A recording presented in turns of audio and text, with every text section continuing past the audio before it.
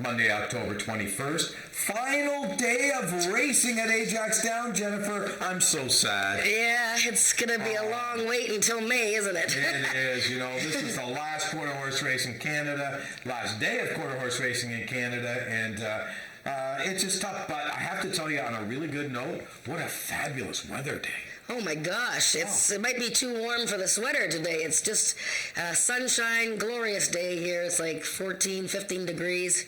Right. It's perfect. It's beautiful. The sun's out, and if this weather continues, we should probably race all winter.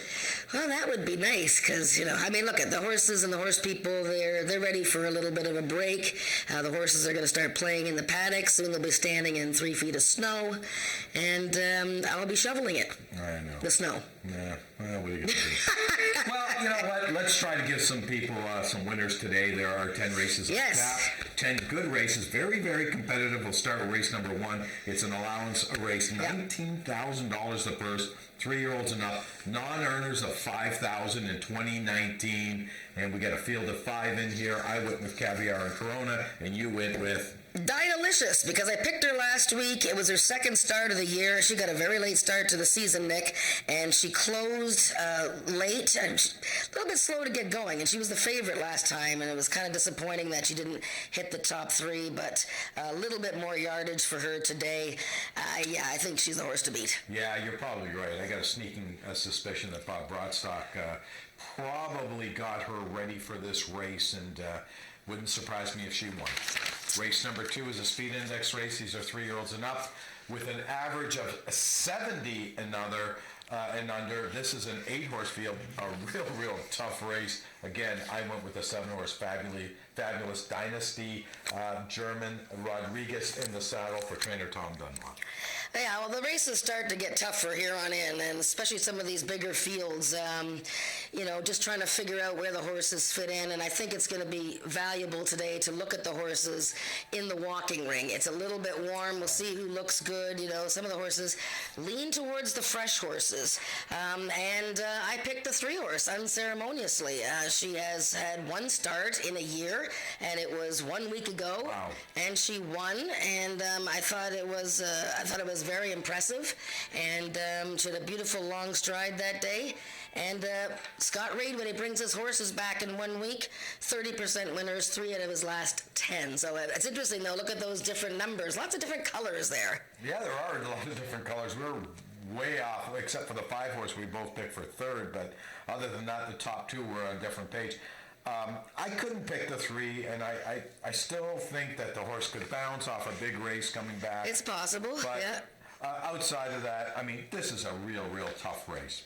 Let's move on to race number 3, a maiden event. These are Ontario Sire 2-year-olds, our future stars in here. I know you've got a replay you want to talk about. I will just mention quickly before you talk about your replays, I went with Hero's Return. Ed Walton, this horse got beat out. Soft last time. Should be tough to beat, I think. Yeah, well, there's 4 horses coming out of the race that Hero's Return was in. So all those 4 on the outside. I guess I could have shown Shaken's race, but really there wasn't really much to show from that race. Shaken was leading. Hero's Return actually claimed foul against him in that race. The winner kind of came out on him a bit. He is the horse to beat, but look at this one horse. I want to show you Jess Carolina's awards last race. Now, this is a gelding that it took a couple of races to come around, but they ran him in the trial for the Alex Peacock Futurity. The 9-post, right? Yeah, the 9-post. Run second in the trial, finished second in the trial, and then he's got a little bit of a hesitating start. This is the big money race. This is the Alex Peacock Futurity, for heaven's sakes, and he's only 8-1. This horse has got ability now, so let's watch the 9. You guys can run it. He does not break all that smartly. He doesn't. And he was fidgety. Yeah. So now you've got Easy Street, the champion of the world. He's in the 4-post. But watch the way this horse, I like the way this horse finishes. With the red cap, he's in between horses there. He's inside of Silken Siri is very good. I really like the way this horse finished. And, he's with maidens. Now, from the rail, I don't know how the inside is going to play today. It's been pretty good for the last month or so. But, I think that's the main danger to Hero's Return. Hero's Return, as I said, he wasn't passing Shaken, but then again, Shaken did sort of intimidate him a bit last time, so he might have had a bit of an excuse. So I think 1 and 3 there, or 3-1. Let's move on to race number 4, a maiden event. These are 3-year-olds and up, going a distance of 350 yards. A field of 6 in here. And I went with a horse that's got a lot of second-itis, Phil Jefferson. The horses run tremendous. I mean, trainer Paul Garrison's given this horse a short break. I mean, a 5-week break. This horse has run 4 tremendous races. Couldn't get the job done. I'm really cheering because I love Max Bedell. He's one of my favorite riders here. He doesn't really ride a lot of very good horses. This is a horse that's given Max a shot today. Yeah, he's a lovely horse, and every race that he's run in, obviously he's second, but he's done very well, and he hasn't had very good starts in all of those races. Just note the 3rd place finisher from his latest race has come back to win. No question, Phil Jefferson is the main player in here. I went with a bit of a price. The Proctor horse, Woke Up in Love. Actually, they have 2 horses in here, which I think both of them are contenders in here. The filly, Woke Up in Love, Tony Phillips is getting on board. Really broke sharply. Every race, she's broken on top and she's been gone, okay? Look at those, 1-1-1 broken on top.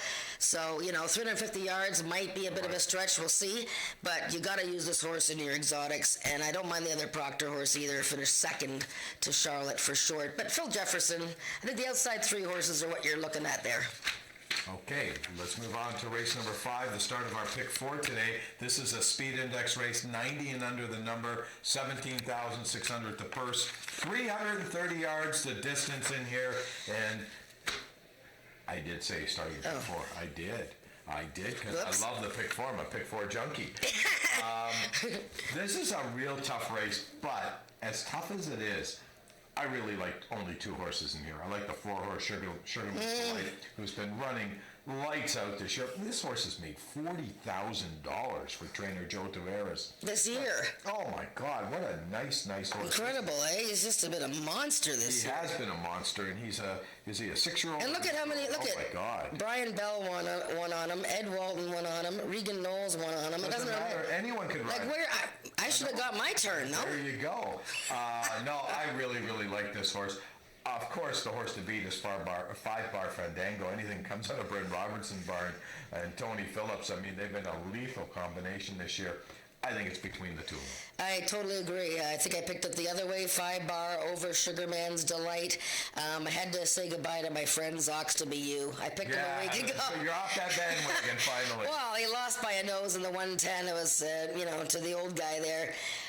You know what? If he wins, then that's great for him. But yeah, I mean, there's lots of good horses in here. The AJ Chicken 15s, they're making their 12th start of the season. Yeah, 5-bar Fandango's had 8 starts, but she's coming out of the Peacock Derby. She's running 2 derbies this year. I think these horses are razor sharp. I'm leaning towards the 8 because she's been off a little bit longer, and she might just be a little sharper. Plus, I love the 8 post for her. Yeah, that's amazing too when you look at the 8 horse. This 3-year-old filly, she's made $40,000 this year too, and that's not winning a stake race or not even getting a big piece. So these horses are real warriors. I mean, 40 grand is a lot of money in here, and they really stand out as far as earnings in this field. But for the 6-horse, a Rising Miracle, who's made $37,000. So there's good money. There's really good money. Good money. We're just going to take a short break right now. Commercial break. We'll be back with you for the last 5 races. Of pure natural strength. And they're off. It's live quarter horse racing at Ajax Downs. Watch the world's fastest horses soar to the finish line. Take in all the action with fun and excitement for the whole family at Ajax Downs. For race dates, news, and more, visit ajaxdowns.com.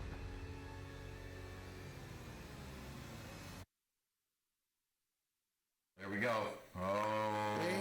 Ajax Downs, race stack, slots, and dice. There we are. Okay, We're back. Race number 6 is a QROOI overnight series race allowance. Ontario bred 3-year-olds and up. 350 yards the distance. And I can tell you, there's 2 horses in here. There's actually more than 2 horses in here, but these 2 specifically, Express Your Desire and Country's Coming Back, they have the same thing in common. They got beat by Country Boy 1-2-3, or they dead heated Country Boy 1-2-3, the champ, and they're hooking up today in this overnight race. Yeah, and you know what? I can guess why people would have a little bit of a tough time. You're betting the pick 4. Do you use one of them? Do you use both of them? Or do you look out of the box a little bit? Express Your Desire, 3 races in a row. Awesome. But he had the rail post, 3 races in a row. I mean, he loves the rail, obviously, but he ran so huge against Country Boy 1 week ago. Can he come back and be that sharp 1 week later? I mean, Tom Dunlop's stats with 1 week back, they're not overly strong. So, yeah, I don't know. I mean, he's obviously the most logical horse in the race, but what about Country's Coming Back? He's had 3 weeks off since he ran 102 speed index. His 3rd straight race this year where he ran triple digits. And not only did he dead heat Country Boy, but Bring on the Wave finished 3rd that day, and that horse came back to romp, but I believe is retired now. And a wonderful horse, that Bring on the Wave. So, leaning towards Country's Coming Back, I'm not worried about the inside for Express Your Desire, but one is a little fresher than the other. Sure. 350 yards, probably fine for both. Would you use anybody else in there in the pick 4? No. I'm only going to use the 2 horses. I mean, my 3rd choice in here is the 7 horse, Juno Zooming. I like this horse, but I don't think this horse has had a great year this year. Only won 1 race. I thought she was a much better mare than she's shown. And I just don't think the other horses are in the same caliber as Country's Coming Back and Express Your Desire. Not Whistling Dixie, you throw at the last race. And, yes, you have to. She lost all chance there. She lost all chance. It was 110 yards. It doesn't really count. Very, very consistent mare. And she may be a really good 5-year-old mare next year. I just don't think she's proven that she's at the level of these 2. I mean, these are the best horses in Canada, Express Your Desire and Country's Coming Back, and they run with the best horses in Canada. Okay. Race number 7 is an allowance race. These are Ontario Sire 3-year-olds and up, which have never won 2 races lifetime. We do have a scratch in here. The 5-horse Pretty Polka Dot has been scratched. We're down to a field of 5, and I went, again, this is a tough race. I went with the 6-horse, Just As Sweet As Me, Eddie Walton in the saddle. She has won 1 race this year, 1 race lifetime, but I was a little confused in this race. Actually, I wasn't all that confused. You picked the same horse as I did. First of all, 400 yards, okay? So this is a distance that we don't get to see often. None of these horses have won going 400 yards, but Just As Sweet As Me loves this distance, okay? He finished 2nd going 400 yards in September. Now, this is a horse I've actually followed fairly closely because I picked him an awful lot. He's run 11 times this year. All kinds of trouble at the gate. He's not very lucky. He causes his own problems and all this stuff. So last time he was checked, completely lost all chance. Perry Funny Steven came over and all kinds of horses had some issues there. And his race before that was not too bad at this allowance level. So I think he's the horse to beat. I liked the last fly a bit because I liked the way he ran 400 yards 2 starts ago. Forget about his last race. He fell on his head. This horse hasn't run an Ontario sired race in quite some time. Be very, very wary of the last fly in race 7. I think it's 3-6 in that race. Okay, race number 8 is an allowance event. This is another QROI overnight series event. 23,000 up for grabs. These are 3-year-olds. Open, and we've got some nice 3-year-olds in here. And I went with the 8-horse, Just a Deal, Ramiro Sanchez Castillo, Bob Broadstock. I think this horse is coming up to a big race today. Ooh, you went against the big filly. Shake It twice. I did. She's won 3 races in a row, and she won the Ontario Sire Stakes Derby. Well, I'm going to show you. What am I going to show you? I'm going to show you Just a Deal's last race because this was very, very impressive. And someone's banging on the window. Okay, this was a very impressive run by Just a Deal. Now, remember, this filly, the Bob Broadstock had brought her from the States in the spring, she really wasn't doing anything of any kind for the longest time there. But, I remember Bob saying that, just some racing, some more distance, and don't you know, she wins her first race at Ajax in the trial for the Peacock Derby. But watch this how she runs. She's in the 10 post here. And it's a little fuzzy on the outside, but take my word for it, she does not break all that well. It's quite a sluggish start. You can roll it, guys. It's just a deal on the outside. You can see right away she's already behind some horses there. Of course, the winner is Hospitality, the American filly that ships in. Now watch just a deal here. She's going to go to the outside, but Ishmael can see the horses coming out towards her, so he's got to go inside of Hospitality. And look at the way she finished there. I love that. I love that finish because she actually had to change distance. Wow. Okay, so she's on the 10 horse. Yeah. 2 horses inside of her is Hospitality, the Peacock Derby winner, the little machine that came in from nowhere. Oops. Oh. And but watch this. Okay, so Hospitality comes out. Wow. Ishmael's got to go to the inside, and just a deal. She's a big, long, striding filly. Great race in the Peacock Derby. I love the way she ran. Very, very dangerous horse. Of course, Shake It Twice, already a Derby winner this year. Off a little layoff, they gave her some time off. But trust me, I've seen Shake It Twice's pictures of her in the paddock since she's been on vacation, quote unquote. Shake It Twice has been like, she looks like a kite out there, jumping up and down and flying through the air. So, yeah, 5-8 for me. What do you think? Yeah, no, I went with 8-5. Just looking for a third place horse, maybe the 3 horse Gatlinburg or the 1 horse This Cartel's Girl. And you know what? Even the 6 horse Quick's Bull Jangle has been very consistent her last 4 or 5 races. I mean, she's been right there. It's a very good race. I should say something about Gatlinburg. Michelle Woodley as a trainer, 8 wins this year. That's her best career year. So congratulations to Michelle with 8 wins. Really? That surprises me. I've always thought of Michelle as an elite trainer. I mean, I know she doesn't run a lot of horses, but boy, she's a high win percentage trainer. Yes, she is. Yeah, and Gatlinburg is one of her nice success stories of the season. Okay, and she's also got This Cartel's Girl, by the way. Oh, that's right, yeah. Yeah, so she's got 2 in there. 9th race is an allowance race. These are Ontario Sire 3-year-olds and up, which have never won 4 races lifetime. And again, another interesting race. 8 horses in the field. I ended up going with the 1 horse. The Lady is a winner. I thought the horse ran a big race last time. I think a repeat of that could put the horse right there going 330 yards. Well, she was placed first last time, which gives her 3 wins on the season. Pretty good for a horse that started with all those third-place finishes. And she's run well from the rail post before. 2 weeks off. I picked her third. I think she's a real hard-trying filly, a good-sized horse, and Tom Dunlop has done well using German Rodriguez. I went with Slingin' Pistol Annie, though. I like, she's consistently good. Yes. She ran third, beat a neck to Shake It Twice 3 starts ago, and then she won, and last time, 250 yards was made for Queen's Award, but she ran hard. Tony Phillips rides her well, and she's my, my marginal pick here. Another horse I like that hasn't won this year, though, Ice and Snow, dropping into an Ontario sired race. And I should say something about James Bogar's stable, too. And, it looks like he's buying every horse on the track. But you know what? He started in 2015 as an owner 4 years ago. He has twice as many wins this year as he's ever had as an owner. So this is the growing stable. This is the big stable moving forward. James Bogar, Berrywood. If you ever talk to James Bogart, he's really a nice guy, too.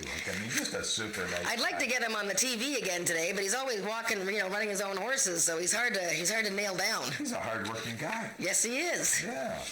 Race number 10 is the final race on today's card. It's a speed index event. These are 3-year-olds and up with an average of 80 and under. The 11 horse, the also eligible, does not draw in. We have a full field of 10 in here. And again, what a way to end off the year with a race like this, which could pay very, very nice. And I went with James Bogart in here with selective memory.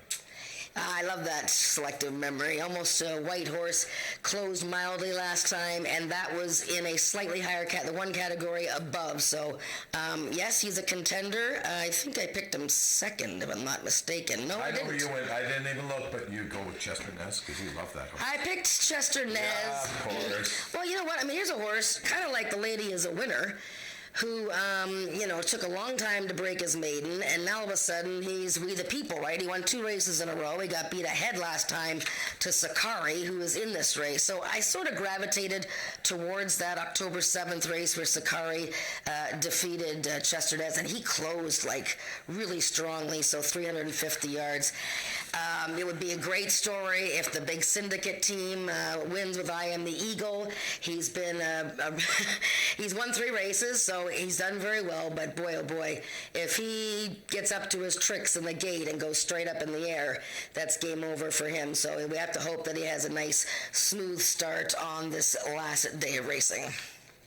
What else do we have to say? I think that's it, other than I just want to remind everyone we will be back. We'll be with you all day today, but of course, we'll be back with you next year for sure. We'll be here May, same schedule, I believe, more or less. We're going to be running Sundays until September. Then we switch to Mondays for September and October. And I think I was talking to Amelia Trotta today, and I think you mentioned something to me about Canada Day next year. We will have 3 racing days one week. Yeah, 1 week. So that would be kind of fun. I believe Canada Day is on a Wednesday.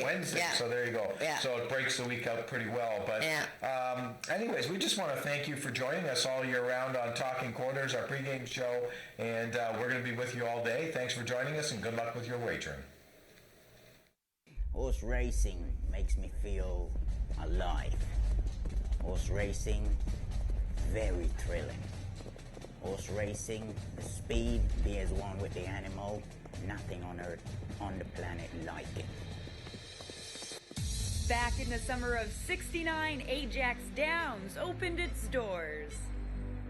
It all started when the Peikoff family, already big into horse racing, felt a racetrack was the perfect recreational use of their property, especially since Sunday activities in the area were limited. Many remember Peikoff Downs and its old J-track. The track was J-shaped and uniquely curved to the right, the opposite way of the other North American tracks.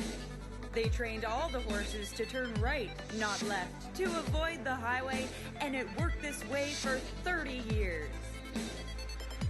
In 2009, Peikoff Downs became Ajax Downs, and a state-of-the-art 6-furlong oval racetrack was constructed.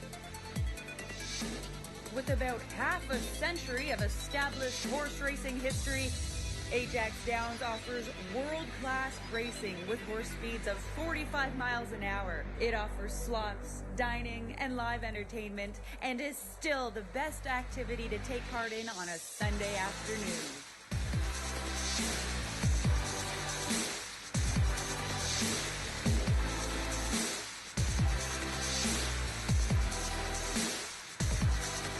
Quarter horse racing is very fun, it's fast, it's thrilling, and you'll enjoy it.